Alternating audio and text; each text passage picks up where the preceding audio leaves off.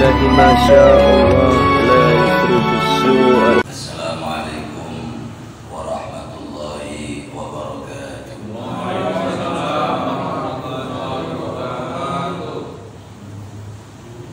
Bismillah, alhamdulillah, wassalatu wassalamu ala rasulillah Muhammad ibn Abdillah, wala hawla wala quwwata illa billah, amma ba'd.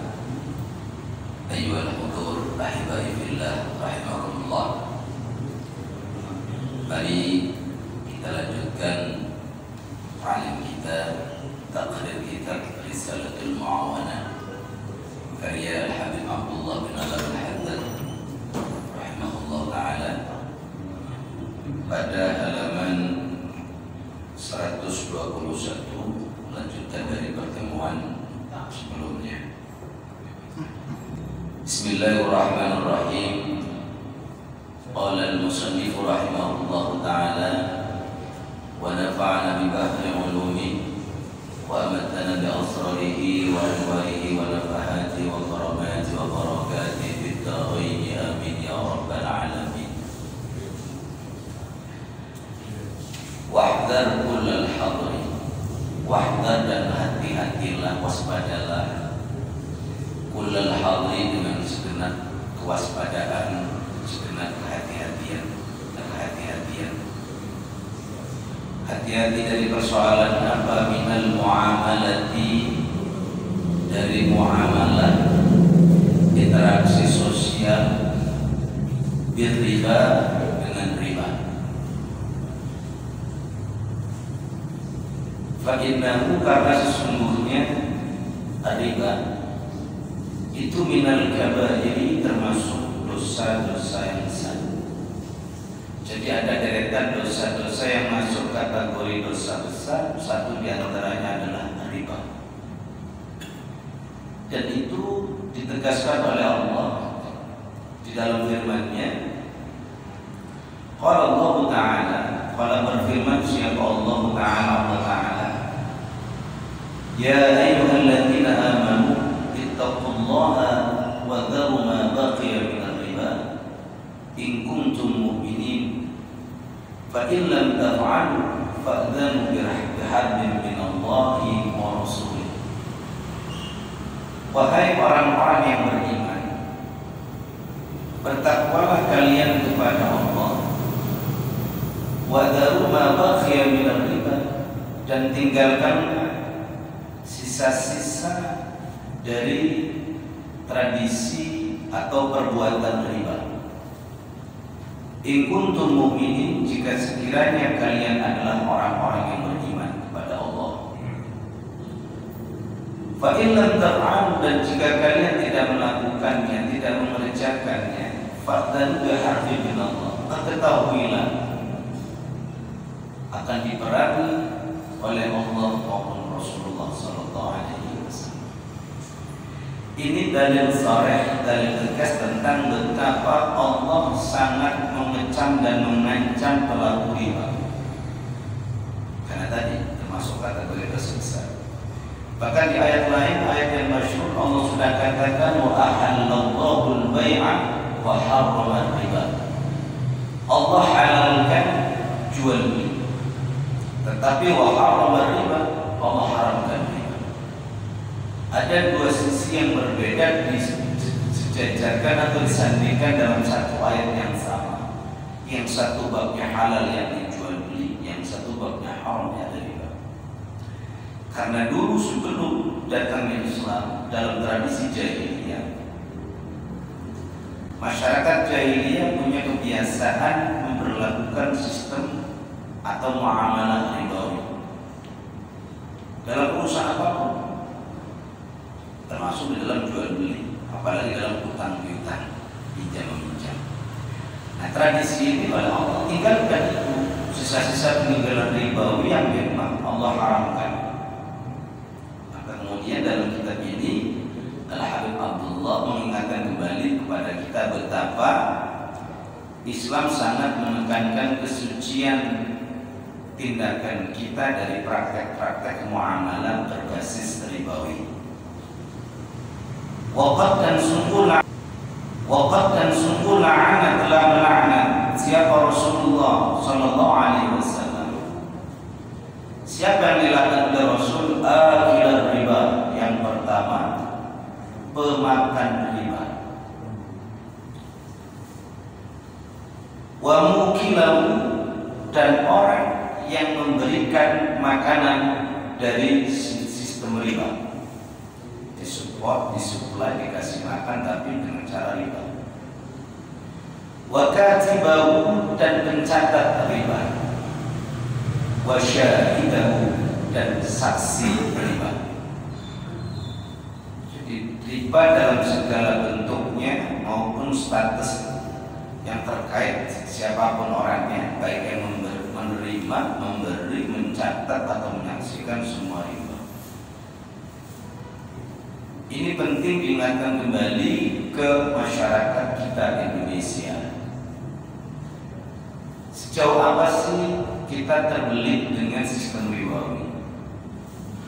Kalau kita mau jujur, tapi silakan, boleh tidak jujur. Bunga bank itu menurut fatwa ulama, bunga bank itu riba.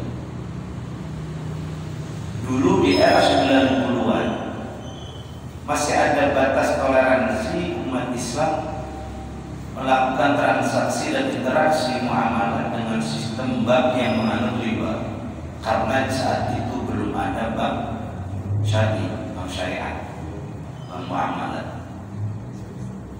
Tetapi ketika ada instrumen lembaga keuangan yang berbasis syariah, bank muamalah dan seterusnya, maka transaksi dan interaksi umat Islam semestinya tidak lagi menganut sistem ribawi, tapi beralih kepada sistem Islam, bank Islam, bank syariah.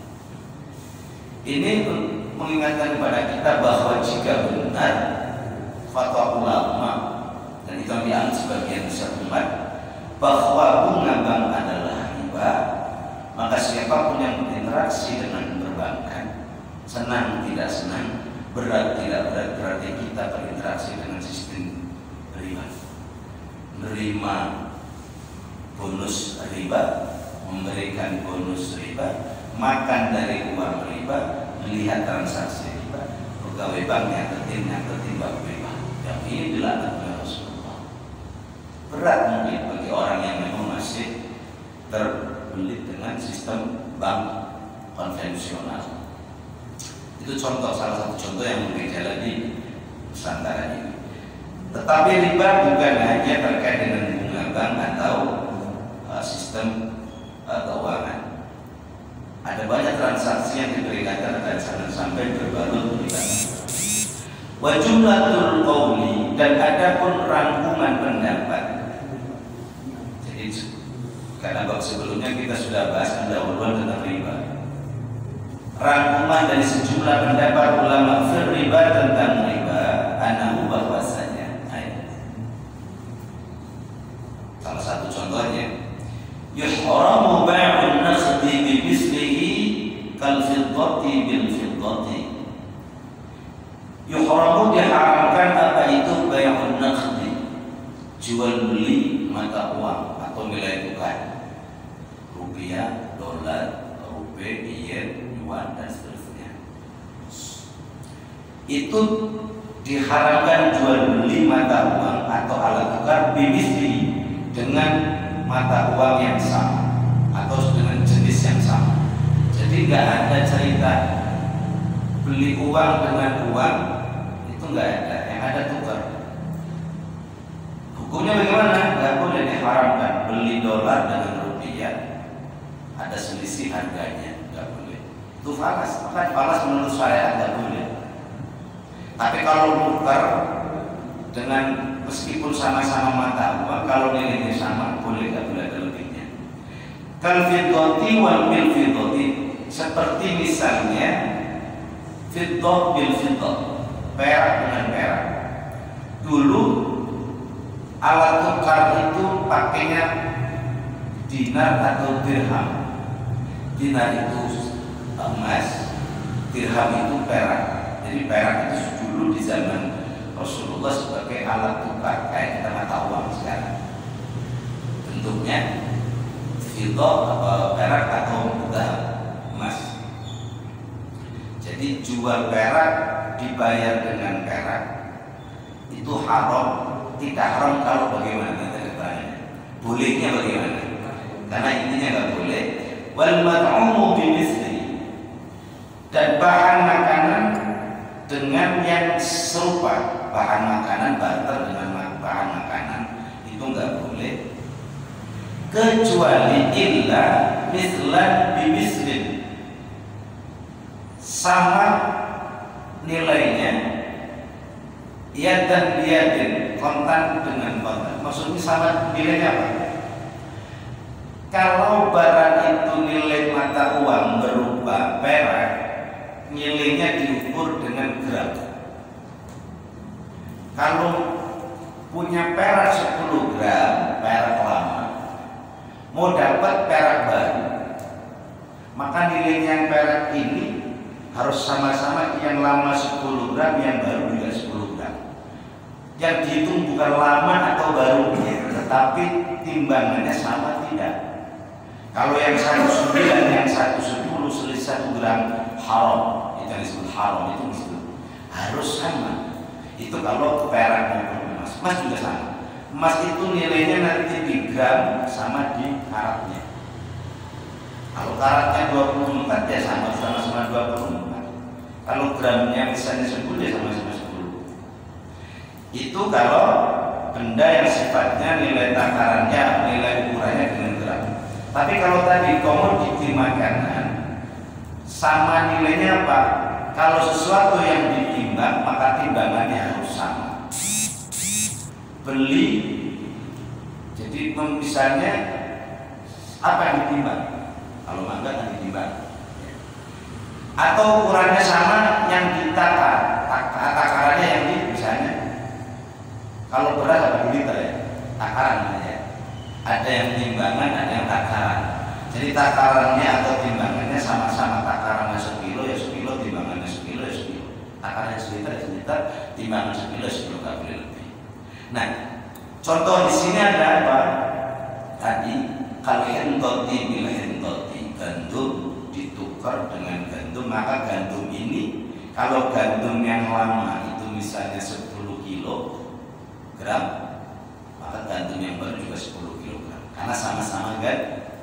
Kalau jenisnya sama, takarannya harus sama, perak dengan perak timbangannya harus sama, gramnya harus sama. Yang kedua syaratnya boleh selain sama nilainya adalah dan biadil, kontak. Dua-duanya harus tunai. Jangan saya perak saya ini perak baru, mau tuker yang lama kayaknya bentuknya bagus itu. Yaudah, ini saya serahkan 10 gram.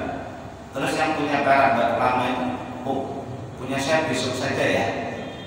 Nggak boleh. Kalau tidak sama-sama di majelis, yang satu hari ini, yang satu besok, maka selisih waktu ini akan jadi haram karena masuk kategori riba. Jadi selain nilai dan timbangannya sama, waktu penyerahannya juga harus bareng. Kalau ada yang bersisi waktunya selisih, maka dia haram. Lantas apa yang berikutnya? Fa'in ukhtulifa, fa'in ikhtalafa, dan jika berbeda apa itu anau jenisnya. Kadzahabi bil fiddati, seperti emas itu kan jual beli emas dibayar dengan bil fiddati, dengan perak. Ini beda jenisnya. Yang satu emas, yang satu perak.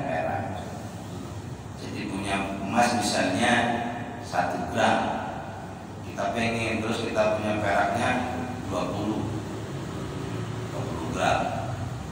Nah itu beda takaran nggak mesti, beda nilainya nggak apa-apa, karena emas dan perak sudah berbeda jenisnya. Tapi kalau sama-sama emas nggak boleh harus sama. Watamru bil hentoti, seperti yang berikutnya, watamru, dan kurma ditukar dengan hintoh, gandum. Kalau kurma itu ditimbang, misalnya 1 kilo, kemudian gandumnya tidak 1 kilo, 1,5 kilo misalnya, itu boleh, walaupun takarannya enggak, karena jenis barangnya juga berbeda.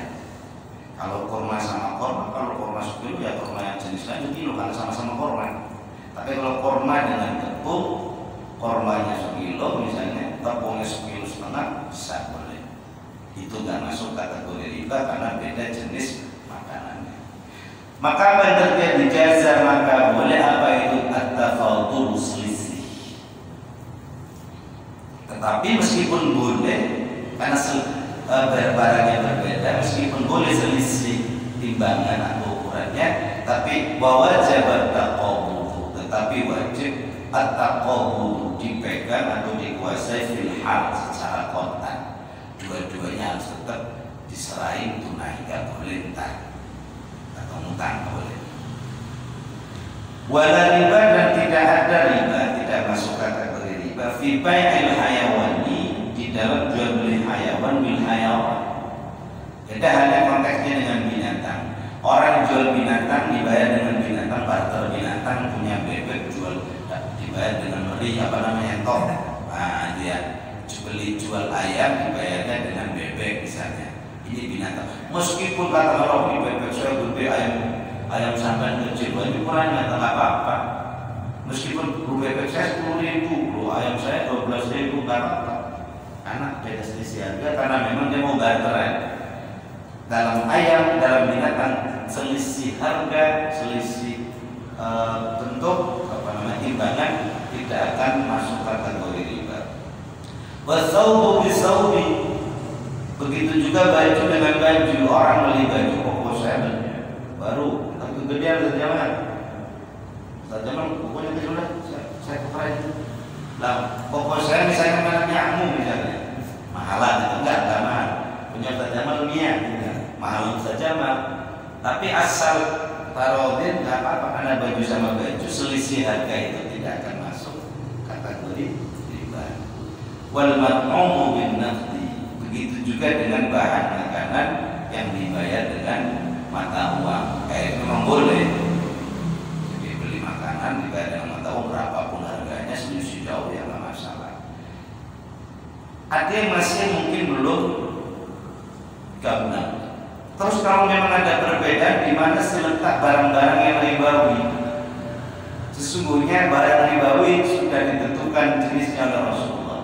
Yang maksudnya barang riba itu barang yang kalau ditukar, dibarter, kok selisih, ada selisih, itu masuk riba. Itu ada 6, 2 jenis mata uang atau alat tukar, yang 4 bahan makanan. Nah, Rasulullah SAW an bai' dhahabi bidhab, yang pertama emas wal fiddati dan perak. Hanya 2 barang ini yang kalau dijual di antara keduanya ada selisih masuk riba. Perak dengan perak kalau timbangannya nggak sama riba. Emas dengan emas kalau timbangannya nggak sama, karatnya gramnya nggak sama, riba. Tapi selain ini dan selain emas dan perak, benda mati boleh. Kemudian yang 4 bahan makanan yang kalau ditukar kok ada selisih timbangannya dari jenis barang yang sama, ya riba. At-tamru bil-tamri wal hintatu bil-hintati wasy-sya'iru bil-sya'iri wal milhu bil-milhi. Yang pertama kurma. Ada kurma ajwa, kurma utab, apalagi itu kurma Tunisi. Orang barter kurma, mau jenis kurmanya Tunisi, Maroko, kurma curug, kurma empang misalnya, kalau sama-sama kurma timbangannya harus sama. Selisih ada 10 orang riba. Yang pertama, yang kedua hinta, tepung yang sudah digiling, gandum yang sudah digiling, tepung gandum hinta. Kalau kita kan tepung beras ya, orang Arab tepung gandum. Yang ketiga syair, tepung gelondongan biji, masih biji, gandum bijinya masih biji-bijian belum digiling, masih butiran kayak beras. Kalau butiran gandum sama butiran gandum seliter harus dibayar dengan seliter, nggak boleh rapat atau setengah liter, itu riba. Yang terakhir garam, al-milhu bil-milhi. Jadi orang beli garam yang satu garam Madura gitu ya, satu garam Cirebon, nah kan sama-sama bagus tuh. Orang sebuah pengen sekali saya jajal garam Cirebon, kata saya Jamal gitu ya. Kalau garam itu mau garam Madura, garam Papua gitu, kalau garam itu kadang garam Maduranya 1 kilo, garam Cirebonnya 1 kilo. Oh, membuai kita bisa nggak bisa. Ukurannya bukan butek atau beningnya, tapi timbangannya. Nah, itu contoh. Selebih dari 4 barang ini boleh. Selisih kayak tadi, jambu dengan jambu yang apa? Mangga Indramayu dengan mangga Aromanis gitu ya, boleh beda karena tidak masuk kategori ini. Apalagi tadi sudah dipastikan hanya 6. Berikutnya wa'iyaka, dan hati-hatilah dirimu, kata Al-Habib Abdullah, terhadap aqwal ihtiqar, dengan ihtiqar, monopoli dalam bisnis dan perdagangan atau menimbun barang. Nggak boleh. Kan kemarin kasus minyak mahal, pasti ada oknum yang melakukan keharaman, pasti haram. Wal ittikal yaitu menimbun barang. Wa huwa yaitu an-tashtari, sekiranya kau membeli ta'aman, makanan, ta'lumu yang berat, yang tinggi atau yang besar, apa itu al-hajat, itu kebutuhan ilahi terhadap makanan itu. Jadi kita beli bahan makanan, yang makanan itu di pasar dibutuhkan banyak orang, kebutuhan terhadap makanan ini tinggi oleh pasar. Lantas batu dakhiru, dan kau simpan ini barang. Kalau kemarin minyak ya, minyak lagi dibutuhin orang, dia borong semua simpan. Biniyatil bala, dengan niat melambungkan harga. Haram. Ya kalau orang dagang ada yang dipikir yang penting untung ya. Jangan yang berpikir yang penting benar, yang penting untung. Padahal itu yang penting untung dan benar, biar barokah keuntungan. Nah ini tadi kata, jangan sampai kita membeli barang, kita kumpulin, kita simpen, biar nanti orang butuh semua, nyari-nyari semua, kita kembang harganya jadi mahal. Itu nggak boleh. Wal amru tsalis, perkara yang ketiga, ya, dari tanda-tanda dari trik-trik agar kita bisa memiliki sifat wara'. Ini masih bagian terakhir dari wara'. Apa yang ketiga? Al-idhimaku, terjebak fi syahwatin dunia, di dalam syahwat hasad dunia. Wa tabassutu, dan memperturutkan fi mardudatiha, di dalam kenikmatan-kenikmatan dunia. Ini peringatan buat kita bahwa siapa sih orang yang tidak berani menikmati dunia? Semua orang pasti pengen. Orang tua saja yang kita sudah ngomong masih ingin makan sate, karena memang enak sate. Padahal ya itulah kenikmatan dunia. Padahal Allah sudah kurangi itu, karena gigi kita lama tadi jadi ngomong sama Allah kan. Ya kan itu mudah-mudah gitu. Tapi orang tua saja masih ingin menikmati dunia, karena itu hukum dunia. Tetapi ingatkan, siapapun yang masih memperturutkan syahwat dunia, kemudian masih memperturutkan kenikmatan dunia, fa'inda dzalika, maka pada saat itu ya'sul, akan sulit apa itu al-wara', sifat wara'. Kalau semua apa-apa pengen dijajal, ya sulit rasanya kita nahan diri. Makanya kalau di Depok ini kemajuannya luar biasa dalam dunia kuliner saja kan. Di setiap pojok ada namanya restoran, warung makan, bahkan kafe. Apa juga mana kafe? Orang itu kan memang hobinya jajalin dunia ya. Kafe sana jajal. Gak ada tuntasnya jajalin kafe. Menunya apa, coklat, cappuccino, apa gitu ya, burger segala macam. Mau saya tahu juga dibagi teman-teman dari mana pun, dari kafe atau orang kalau memperturutkan itu rasanya ya susah ngerem, dan kemudian sulit sifat wara'. Wa yadhiqul halal, dan wa yadhiqu, dan akan sempit apa itu al-halal yang halal, atau wa yudhiqul halal. Jadi bab halal akan menjadi sempit, yang pintu celah yang luas yang lebar adalah bab syubhat dan haram. Fa'inna hadza, karena sesungguhnya ini sarafun, pemborosan atau melampaui batas. Wal halal, sedangkan perkara yahtamilu tidak mengandung apa itu halal as-sarfa pada hal yang israf atau melampaui batas. Sesuatu itu ada standarnya.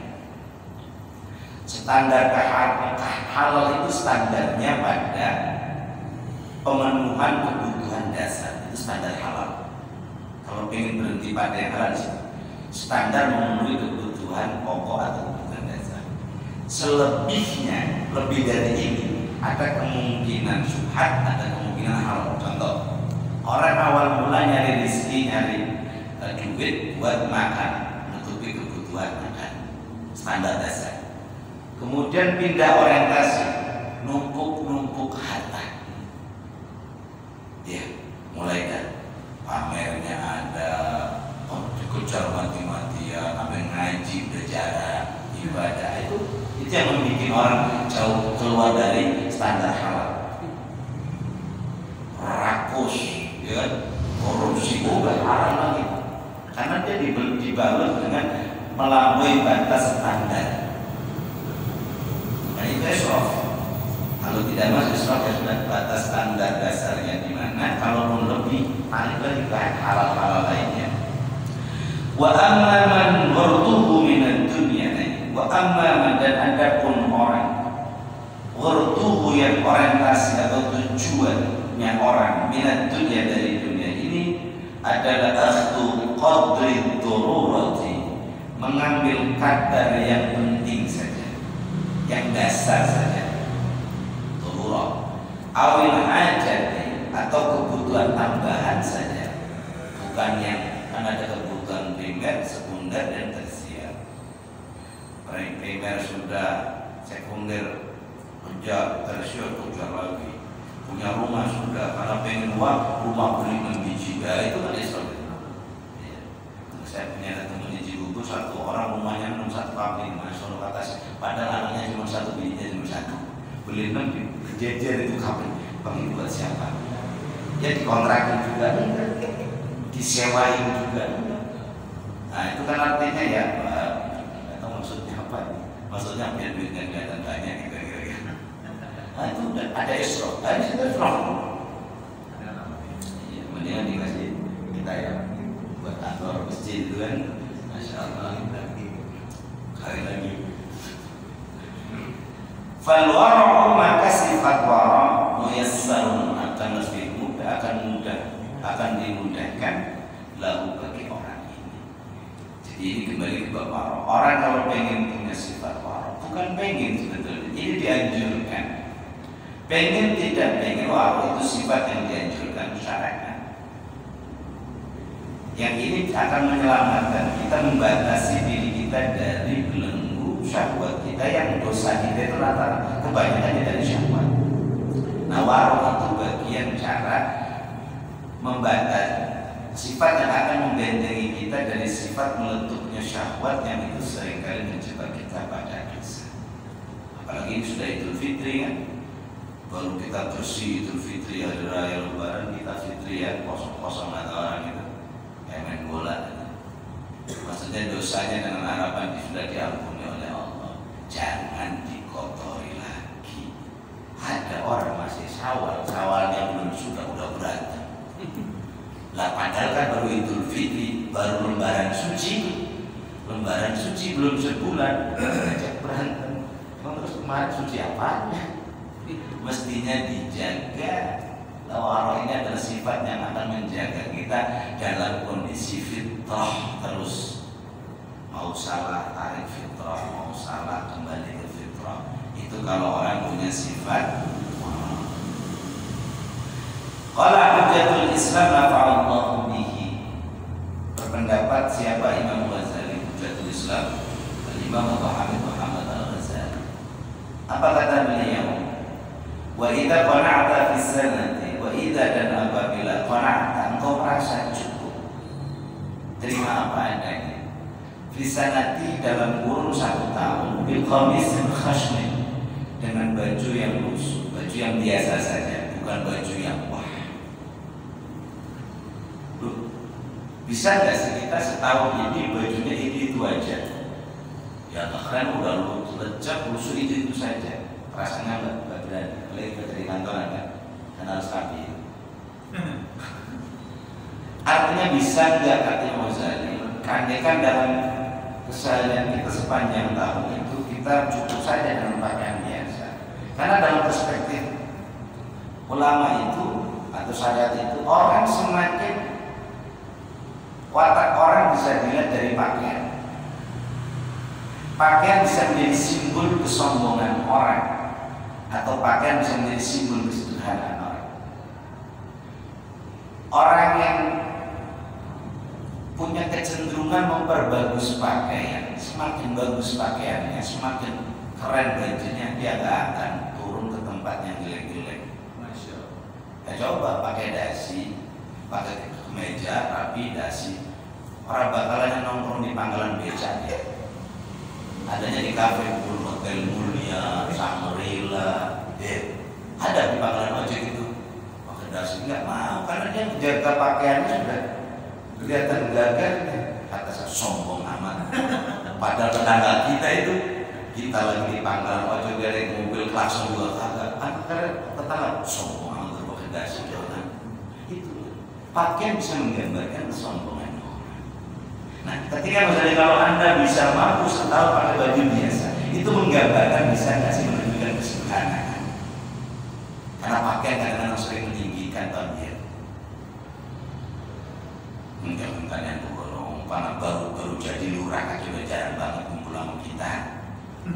Senangnya macam sama Pak Wali kota, alasannya Pak Sudet, ya nggak apa-apa. Pakaian udah beda. Wa fil yaumi wal lailati, dan dalam sehari semalam, birodifaini, dengan 2 potong minal khusdari dari roti, cukup bisa nggak makan seadanya saja. Sehari itu 2 potong roti saja pagi dan sore. Kayaknya orang kita nggak cukup. Kalau grupnya apa aja dimakan, grupnya makan. Pagi makan di kantor, siang makan, sore makan, tahlilan makan, kondangan 5 makan, ya makan semua. Bagaimana cukup 2 potong roti? Maksudnya bisa nggak sih? Loh, perut kita itu makan sebanyak-banyaknya juga yang diserap dari darah dan daging segitu-gitu. Nggak bakalan ya kita makan sebaskom perut darahnya sebentar, nggak bakal. Nggak ada cerita. Kita makan daging sebaskom betul-betul langsung jadi gemuk, nggak bakal. Yang diserap salihnya sedikit atau banyak nggak berpengaruh, kecuali ada makan sama sekali kurang nutrisi kan. Bisa nggak sederhana dalam makanan gitu maksudnya?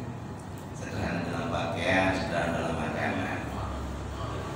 La yu'awizka minal halal, tidak akan menggeser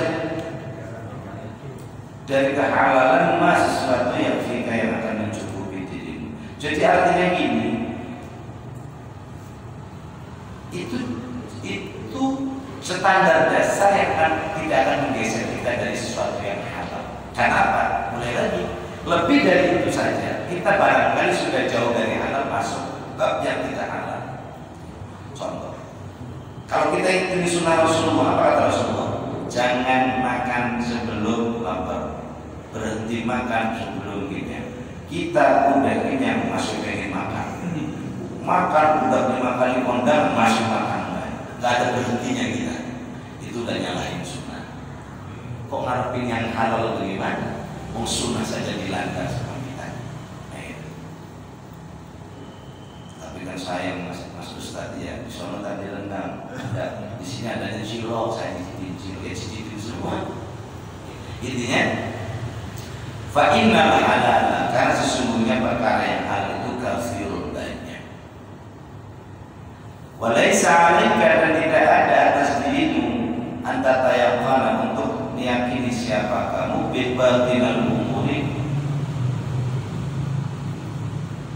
dalamannya perkara-perkara, sisi dalam dari suatu perkara. Ba'alaika, jadi memang kita tidak usah terlalu menerawang sesuatu itu dari isi kandungannya, karena kita bukan ahli hawa. Tetapi kita disuruh berhati-hati dari sisi dohir. Ba'alaika, yajibu an tahtariza, untuk berhati-hati atau untuk mengenali min kulli ma, dari segala sesuatu ta'lamu yang kau ketahui padanya itu haram sudah haram. Jadi yang penting kita tahu ada barang haram jangan dimakan, barang syubhat jangan diambil, barang yang tidak halal jangan dilanjutkan, melanggar sunnah ya jangan dibablaskan gitu ya. Jadi apa yang sudah kita tahu itu haram cukup kita hati-hati dari itu. Atau engkau menyangkanya dengan suatu prasangka hasalah yang hasil atau didapatkan prasangka itu min alamatnya, dari suatu alamat najizatin yang samar mampunatin bil mali yang diiringi dengan harta. Maksudnya gini, meskipun kita tidak tahu sejatinya sesuatu itu halal atau haram, tetapi ada pengetahuan kita tentang barang itu boleh atau tidak. Misalnya cuma nanti ada etika. Contoh, ada orang misalnya, kan kita memang disuruh hati-hati dari barang syubhat dan haram ya kan. Tetapi tidak lantas kalau contoh ada orang sekarang kan orang jual di kampung dari mana-mana tuh ya, yang tukang sapu gitu ya, dipikul-pikul gitu. Kita kata orang mana gitu ya, wah saya nggak beli ya, takut haram, kan nggak perlu begitu.